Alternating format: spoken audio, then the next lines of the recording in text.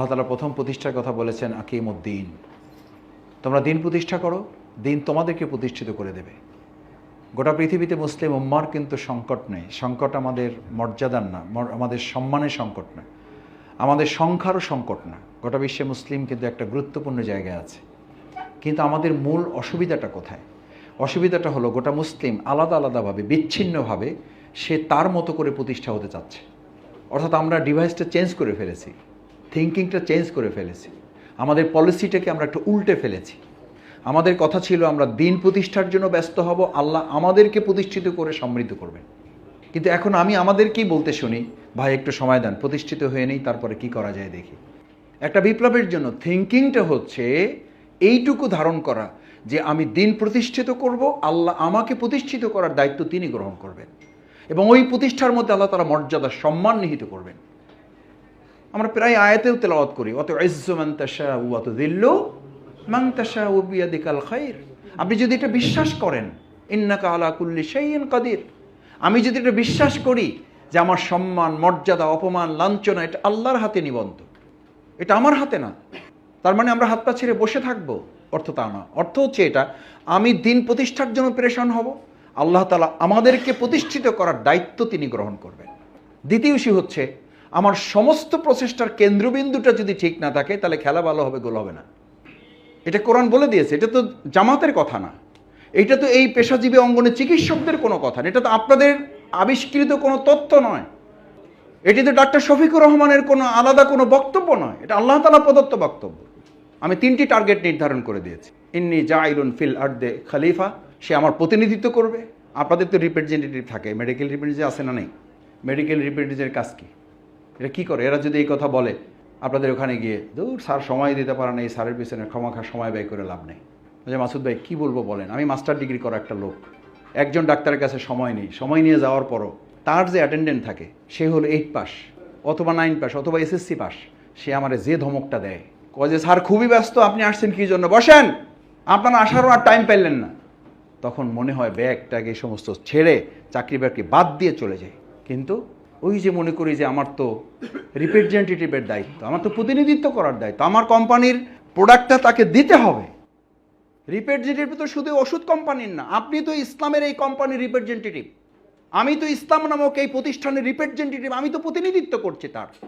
এখন ওই রিপ্রেজেন্টেটিভ যদি সময় না দেয়, শুধু ওষুধ বিক্রি করতে না পারে, প্রোডাক্ট যদি সে না দিতে পারে, মাস শেষে তার চাকরি থাকে না, কিন্তু আমার চাকরি থাকে কি করে? আমি আল্লাহর প্রতিনিধিত্বের চাকরি থাকে কি করে যে আমি 5 জনকে কর্মী বানাইতে পারলাম না, আমি 5 জনকে নামাজের প্রোডাক্টটা তাকে ধরাইতে পারলাম না, আকিমুদ্দিনের কর্মী তাকে আমি বানাইতে পারলাম না, এই প্রোডাক্ট আমার বৃদ্ধি হলো না, ওখানে ওষুধ বিক্রি করে প্রোডাক্ট দিতে না পারলে তার চাকরি থাকে না, তার প্রমোশন হয় না, তার কমিশন হয় না, যোগ হয় না। কিন্তু আমার চাকরি, আমার প্রমোশন, আমার কমিশন থাকে কি করে? সে ধৈর্যশীল। এই একই কথা আল্লাহ রিপ্রেজেন্টেটিভ যারা প্রতিনিধিত্ব করবে তাদের জন্য বলা আছে, তারা সবরের দিক থেকে সবচেয়ে শক্তিশালী হবে।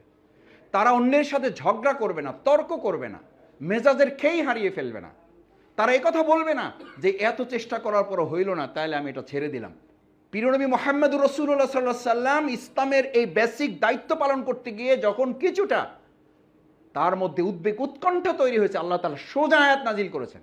আমি অনেক সময় বলি, আমাদের তো একটু কড়া কথা আলোচনা হইলে বলেন যে এই যে আমরা যে ডাক্তাররা সামনে বসে আছি, এইটাও আপনারা একটু হিসাব করেন না। আপনি তো ডাক্তার বসে আছেন সামনে, আর আল্লাহ যার সামনে আয়াত নাজিল করতেছেন সে হলো আল্লাহ তাআলার সেই প্রিয় মানুষ যে যার প্রতি ঈমান না আনলে, যাকে আনুগত্য না করলে আল্লাহকে ভালোবাসা হবে না, আল্লাহর আনুগত্য করা হবে না। সেই রাসূল সাল্লাল্লাহু আলাইহি সাল্লামকে আল্লাহ স্মরণ করাচ্ছেন, যদি আমার দেওয়া প্রতিনিধিত্বের ক্ষেত্রে সামান্য এফর করো, সামান্য ডান বাম করো, ওয়াইন কানা কাবুরা আলাইকা ইরাদুহুম জাহিদু ফিল্লাহি হাক্কা জিহাদিহি, তোমার প্রচেষ্টাটা এমন হবে, হাক্কা জিহাদিহির অর্থ হচ্ছে আপনাকে যদি পানির নিচে কেউ চেপে ধরে তাহলে ওখান থেকে মাথা উঠিয়ে অক্সিজেন গ্রহণ করার চেষ্টাটা কেমন। শুধু অক্সিজেন গ্রহণ করার এই প্রচেষ্টাটুকুতে হাত পা বাঁধা অবস্থায় বিছানা সহসে উল্টে পড়ে যাচ্ছে। এই দৃশ্য দেখে আমার তো কিছুই হলো না, আমি তো স্বাভাবিক অক্সিজেন গ্রহণ করতে পারছি, আমার হাতও বাঁধতে হয় নাই, আমার পাও বাঁধতে হয় নাই, আমি বিছানা নিয়ে উল্টেও পড়ে যেতে হচ্ছে না। আপনার রিপোর্ট রাখার প্রচেষ্টাটা এমন হবে যে এটা রাখলে ঈমান থাকবে, এটা না রাখলে আমার ঈমান চলে যাবে।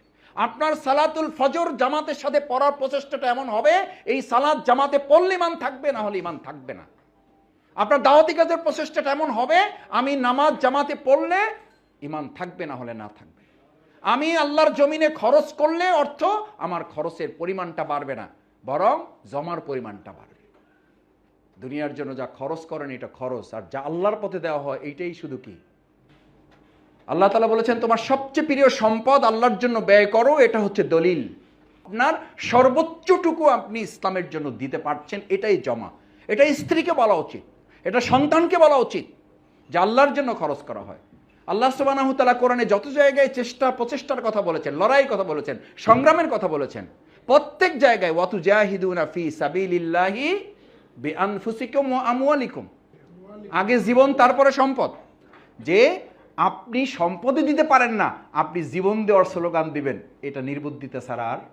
সম্পদ দেওয়াটা হচ্ছে আপনার একটা রিহার্সাল, একটা প্র্যাকটিস। আপনি সম্পদ দিতে পারেন, আল্লাহর কাছে এটা গ্রহণযোগ্য হবে যে আপনি প্রয়োজনে জীবনও দিতে পারবেন। সম্পদই দিতে পারলাম না, জীবন দেওয়ার সেটা হইতে পারে, জীবনের আগেও বহুবার দিয়েছি, প্রয়োজন আরও দিব, প্রয়োজনে লোক পাঠাবো, কিন্তু নিজে যাব না। তাদের কথা তো আলাদা, সেই থিওরি তো আলাদা। আমরা তো সেই থিওরির লোক না। আমাদের স্বাস্থ্য সেবায় যারা আপনারা কাজ করছেন, আলহামদুলিল্লাহ, এটি সাদাকায়ে জারিয়ার এক বিরাট অংশ। দিন কায়েমের জন্য এটা একটা বিরাট প্ল্যাটফর্ম। আপনি 24 ঘন্টা ঘুম এবং আপনার ব্যক্তিগত কিছু কাজ বাদ দিয়ে পুরো সময়টাকে দিনের জন্য আপনি কাজে লাগাতে পারেন। যে আল্লাহ তাআলা আপনাকে পৃথিবীর সেরা নেয়ামত দিয়েছেন সময়। একজন মানুষ পৃথিবী থেকে, আপনাদের সায়েন্সের ভাষায় বলেন, একজন মানুষ পৃথিবী থেকে কখন চলে যায়? বাড়ির অভাবে, টাকার অভাবে, গাড়ির অভাবে, থাকার অভাবে, চিকিৎসার অভাবে, কিসের অভাবে? তার কি নাই আসলে? সময় নাই। সময় নাই। আপনারা বলেন হার্ট অ্যাটাক করে মারা গেছে, আর ইসলাম বলতে বলেছে মারা যাওয়ার কারণে হার্ট অ্যাটাক করানোর মারা যায় না, আসলে মারা যাওয়ার সিদ্ধান্ত হয়েছে, এই জন্য তার হার্ট অ্যাটাক করেছে। নাহলে মুসা আলাইহিস সালাম, দাউদ আলাইহিস সালাম কেন মারা যাওয়ার জন্য তাদেরকে এত কিছু কৌশল করতে হলো? আজরাইল গিয়ে তো তার কাছে বলছে যে আমি আসছি আপনার মৃত্যুবরণ করার জন্য। এক থাপ্পড়ে ওর গাল ফাটাই দিছে। ফাইজলামি পাইছে, তুমি আমার ইয়ার জন্য, জান কবজ করার জন্য আসছে, তোমার কে সাহস দিছে? ও বেচার একটু ভুল করছে যে সে কার পক্ষ থেকে আসছে এটা বলে নাই। কার পক্ষ থেকে? আল্লাহর পক্ষ থেকে আসছে, এই কথাটুকু বলতে সে ভুল হয়ে গেছে। বলছে যে আমি জান কবজ করার জন্য আসছি। আল্লাহর কাছে গিয়ে হাজির, আল্লাহ কার কাছে পাঠাইছে? বলছে কার কাছে? বলছে যে গেছিলাম আপনার নবী মুসার কাছে। বলছে কি বলছি গিয়া? বলছি যে আমি জান কবজ করতে আসছি। বলছে তুমি তো ভুলই করছো, তার কাছে বলতে হইতো যে আমি কার পক্ষ থেকে আসছি? আল্লাহর পক্ষ থেকে। এবার আমার কথা গিয়ে বলো যে আমি আল্লাহর পক্ষ থেকে আপনার জান কবজ করার জন্য। এবার সে বলছে যে আচ্ছা বসো। আপনার কাছে কি এরকম বলে কয়ে আসবে? আমার কাছে বলে কয়ে আসবে? আসবে না। তাহলে আমার করণীয়টা কি? করণীয়টা হচ্ছে যে এই শেষ কথাটা বলার জন্য এই প্রসঙ্গটুকু তুলেছি। ভাইয়েরা, আমরা অনেক সময় বলি ভাই একটু সময় দেন, ভাই চেষ্টা করতেছি, ভাই আপনি সালাতুল মাগরিবের পরে এশা পড়তে পারবেন, এই গ্যারান্টি কার কাছে কার কাছে আছে? সাধারণ মানুষ এটা বুঝতে না পারলে আপনি তো বুঝতে পারার কথা। কোনো অসুখের দরকার নেই, কোনো অসুস্থতার দরকার নেই। অসুস্থতা এইটুকুই যে তার মৃত্যুর ফায়সালা হয়ে গেছে। সালাতুল মাগরিব দাঁড়াবেন এই পেরেশানি নিয়ে যে রাসূল সাল্লাল্লাহু আলাইহি সাল্লাম বলছেন, ইয়া রাসূলুল্লাহ আমার সালাতুল মাগরিব, সালাতুল জোহর, সালাতের মধ্যে আমার মনোযোগ আসে না। রাসূল সাল্লাল্লাহু আলাইহি সাল্লাম বললেন সালাতের মধ্যে এই পেরেশানি রাখবা, আমামা রব্বাহু, তুমি রবের সামনে দাঁড়িয়েছো, এই পেরেশানি রাখবা। অরা জাহরুল মালাকুল মাউত, তোমার পিছনে কে আছে? মৃত্যুর ফেরেশতা আছে। এই পেরেশানি নিয়ে সালাতে দাঁড়াবা। বিল ইয়ামিনে জান্নাহ ওয়া বিশ শিমালে জাহান্নাম, তোমার ডান পাশে জান্নাত, বাম পাশে জাহান্নাম।